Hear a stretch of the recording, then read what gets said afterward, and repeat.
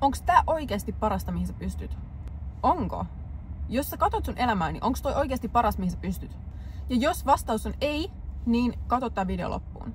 Mun nimi on Alisa Kyhäröinen ja tervetuloa mun kanavalle. Mun videoiden tarkoitus on motivoida sua ja auttaa sua saavuttaa sun unelmat. Disclaimer, asiat mitä mä sanon mun videoissa perustuu joko kirjoihin mitä mä oon lukenut tai mun omiin ajatuksiin ja näkemyksiin maailmasta ja ihmisistä. Tällä disclaimerilla mennään suoraan videoon. Take action. Toi tilanne, missä sä oot tällä hetkellä, onko toi parasta, mihin sä pystyt sun elämässä? Ihmisillä on tapana puhua paljon, mutta tehdä vähän. Take action. Oikeesti. Take action. Sä vertaat itseäsi toisiin ihmisiin, sä mietit, miksi tolla on tota, miksi mulle ei oo. Siksi, koska you didn't take action. They did. Mä oon istunut täällä miettimässä, miksi jollain toisella ihmisellä on YouTube-kanava, miksi mulle ei oo. Cause I didn't take action, now I did. Ja nyt mulla on. Se syy, miksi jollain on jotain ja sulla ei, on se, että you didn't take action. On helppo puhua, että joo, mä haluan sitä, mä haluan tätä, ois kiva, että on tota, mutta se, että sä oikeasti teet sen, on ihan eri asia. Se on se vaikea osuus. If you don't take action now, niin sun elämä tulee näyttää tuolta loppuun asti. Jos sä et nyt tee mitään muutosta, niin sit kun sä oot 80, niin katsot sä sun elämää taaksepäin ja oot oikeasti ylpeä niistä asioista, mitä sä oot saavuttanut. Luulet sä, että kun sä oot 80, niin sä katsot sun elämää taaksepäin ja oot silleen, Onneksi mä en kokeillut sitä juttua. Onneksi mä en poistunut mun mukavuusalueelta ja kokeillut sitä juttua. Onneksi mä olin mun koko elämän siinä samassa duunissa, siinä samassa huonossa tilanteessa. Ei, sä tuut katumaan sitä, että sä et uskaltanut yrittää. Sä et halua joutua tohon tilanteeseen, kun sä oot vanha, koska siinä kohtaa sä et voi enää tehdä sitä. Se chanssi meni. Joten take action now. Ja aika menee näin. Äskeinen minuutti, mä en saa sitä enää ikin takas. Äskeinen minuutti, sä et saa sitä enää ikin takas. Sä vanhennet joka sekunti. Joten take action now. Nyt on se aika. Nyt. Paras aika tehdä se juttu oli eilen. Toiseksi paras on nyt. Kirjaimellisesti nyt. Aloitetaan basic jutuista. Jos sulla ei ole basics kunnossa, niin sä et voi rakentaa siihen päälle yhtään mitään. Ja nämä basics on sellaisia juttuja, mitkä on helppo toteuttaa ja mitä jokaisella pitäisi olla kunnossa niiden elämässä. 1. Onko sun kämppä siisti? Onko sun asunto siisti? Ihan oikeasti. Jos sun kämppä on mess, niin tee asialle ensin jotain. Koska jos sun ympäristö on messy, niin sun thoughts ei voi olla clear. Joten step 1 on siivoo sun kämppä. Ja jos sun kämppä on siisti, niin seuraavaksi step 2. Onko sulla self-care routine? Pidät sä huolta itsestäsi? Onko sun skincare routine? Onko sun hiukset aina likaiset? Pidät sä huolta sun kynsistä? Onko sulla tollaset perusasiat kunnossa? Jos ei ole, niin toi on seuraava steppi. Hanki jotain skincare products. Mä itse pidän tota tosi tärkeänä. Ja mä oon käyttänyt aika paljon rahaa mun skincare products. Koska mulla on siis aina ollut tosi hyvä iho. Ja yhtäkkiä noin vuosi sitten, niin mulle puhkesi hormonaalinen akne. Ja mun koko otsa oli ihan täynnä semmoista pientä pistettä ja mulla oli täällä, mulla oli leuassa. Nyt tilanne on paljon parempi. Se johtuu siitä, koska mä tein asialle jotain heti. Mä menin ihotautilääkärille, mä sain sieltä semmosen voiteen, semmosen aknevoiteen, mitä mä käytin joka päivä, mikä ensin niin kuin silleen kuivatti sen aknen ja sen jälkeen mä investoin hyviin skincare-tuotteisiin. Nykyään mulla on käytössä Medicatein tuotteita sekä korealaista kosmetiikkaa ja mä en vaihtaisi niitä. Vaikka ne on kalliita, varsinkin ne Medicateit, niin mun mielestä toi on sellainen asia, mihin kannattaa investoida. Nytten mun iho näyttää paljon paremmalta. Se ei ole täydellinen, mulla on jäänyt pieni arpi otsaan, mutta mä oon ihan ok sen kanssa. Mä pystyisin peittämään ne meikillä, jos mä haluaisin laittaa enemmän meikkiä. Mutta kokonaisuudessaan mun iho voi paljon paremmin. Jos sulla on iho-ongelmia ja ne häiritsee sua, niin koita hakea niihin jotain ratkaisua. Mene ihotautilääkärille. Mä tiedän, että jollain voi olla tosi vaikea akne, mistä on vaikea päästä eroon, tai joku muu iho-ongelma, mistä on vaikea päästä eroon. Mutta jos se häiritsee sua, niin kokeile erilaisia juttuja. Sä voit löytää jonkun, mikä toimii. Seuraava asia, harrastat sä liikuntaa? Liikutko sä millään tavalla? Onko sulla joku harrastus? Jos vastaus on ei, niin hanki sellainen. Tai aloita edes käveleminen. Jos sä et liiku millään tavalla, niin aloita jostain pienestä. Mene kävelylle. Hölkkää vähän. Mene pelaamaan jonkun sun friendin kanssa vaikka tennistä. Ihan sama. Mutta löydä joku liikkumisen muoto, mistä sä tykkäät. Koska jokaisen pitäisi harrastaa jonkunnäköistä liikuntaa.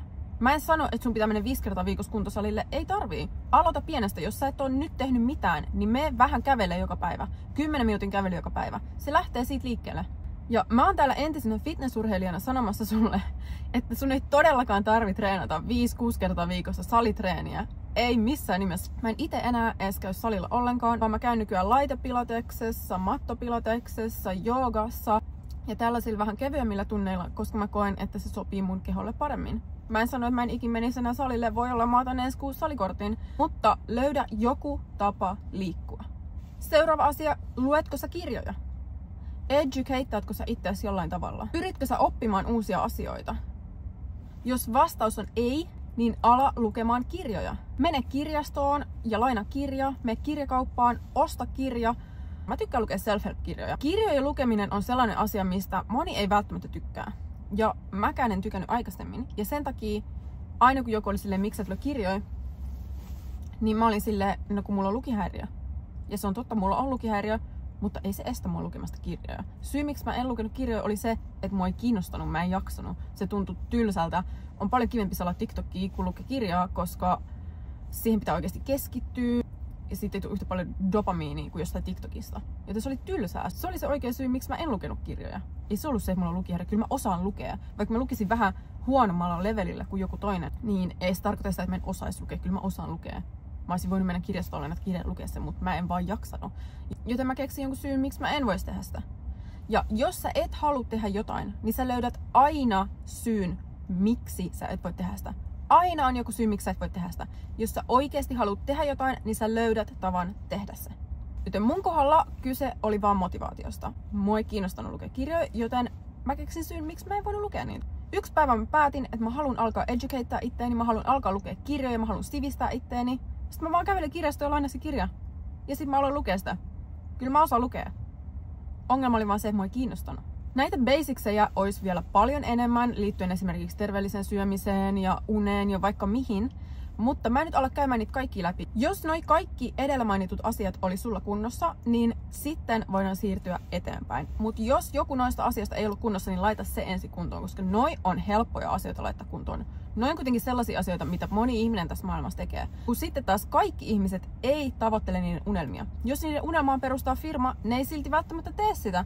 Ne silti menee niiden normiduuniin joka päivä ja puhuu siitä, että olisi kiva, olisi tällainen. Mutta ne ei tee sitä, koska se on paljon vaikeampaa.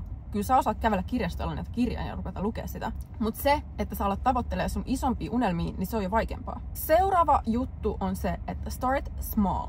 Sanotaan, että sun unelma olisi vaikka, sulla on joku business-idea ja sä haluat aloittaa tämän bisneksen, mutta sun pitäisi vaikka tehdä nettisivut sitä varten. Ja sä et ole koskaan tehnyt nettisivuja, sä et tiedä miten se tehdään.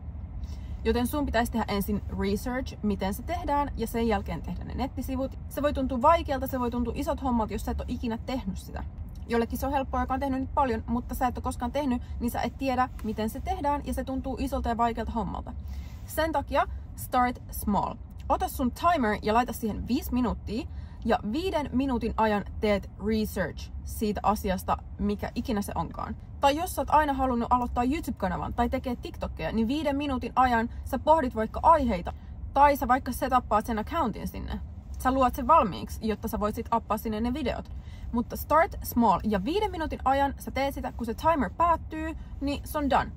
Jos sä teet ton joka päivä, niin pari viikon päästä sä oot oikeesti jo pitkällä. Yksi juttu on se, että tiedä mitä sä haluat. Jotkut teistä ei tiedä yhtään mitä te haluatte, joten write down your goals. Mitä sä haluat? Jos sä et tiedä mitä sä haluat tehdä, niin et sä silloin voi tehdä mitään. Silloin mitä sä teet sen 5 minuuttia ja et sä tiedä. Mieti ensin mitä sä haluat. Miltä sä haluat, että sun elämä näyttää? Mikä se sun unelma on? Niin kuin mä sanoin jo aikaisemmin, niin jos sä et halua tehdä jotain, niin sä löydät aina syyn, miksi ei. Aina löytyy syy, miksi ei. Mutta nyt etsitään syy, minkä takia kyllä. Nyt on aika etsiä syy, miksi sä pystyt tehdä jonkun asian. Löytää se reitti, koska siinä tulee olemaan paljon esteitä. Sun pitää löytää, miten sä pääset niistä yli. Koska aina tulee este ja sä voit käyttää sitä joka kerta tekosyynä, miksi tää juttu päättyy tähän tai tyssää tähän. Mutta jos sä oikeasti haluat sitä, niin sä löydät tavan ylittää se este. Seuraava juttu on luota itseesi. Jos sä teet itsellesi jonkun lupauksen, niin pidä se. Ainoa ihminen, kenen sä voit luottaa 100%, oot sinä itse. Sinä itse. Mutta mitä sä teet, jos sä et voi luottaa ittees? Jos sä teet koko ajan tyhjiä lupauksia itselle. Sä sanot, että sä aloitat liikkumisen, mutta sä et aloita. Sä sanot, että sä rupeat syömään terveellisemmin, mutta sä et ala. Jos sä teet lupauksen itsellesi, niin pidä se. Jos sä et voi luottaa edes ittees 100%, niin sä et voi luottaa kenenkään täällä. Joten kaikista tärkeintä on se, että sä pystyt luottaa ittees, eli se, että sä pidät itsellesi antamasi lupaukset. Jos sä päätät nyt level up your life, niin pidä se lupaus. Take action now. Ainoa ero sun ja sen menestyneen ihmisen välillä on se, että you didn't take action and they did. You didn't take action and they did. Mä voin antaa omakohtaisen esimerkin.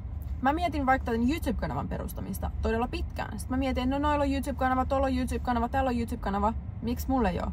Koska mä en ollut luonut sellaista. Mä en ollut tehnyt mun ensimmäistä videoa. Nyt mulla on. Ja se ei ole edes se vaikea osuus, että sä teet YouTube-kanavan ja sä kuvat videon, niin sä appaat sen sinne. Se on vielä helppoa. Eri asia on sitten se, että tuleeko kukaan katsoa sitä videoa. Se on jo vaikeampi juttu. Mutta se, että sä teet sen YouTube-kanavan, ei ole vaikeeta. Mulla ei ole tätä YouTube-kanavaa if I didn't take action. Mutta mä tein sen ja nyt mulla on. Ja loppupeleissä, nyt kun mä katson taaksepäin, ei se ollut vaikeeta. Mutta aina mä löysin jonkun syyn, miksi mä en tee sitä. Ei ollut aikaa, ei ollut kameraa, ei ollut sitä tätä. Mä kuvaan mun puhelimella nytkin. Mun kamera ei toimi.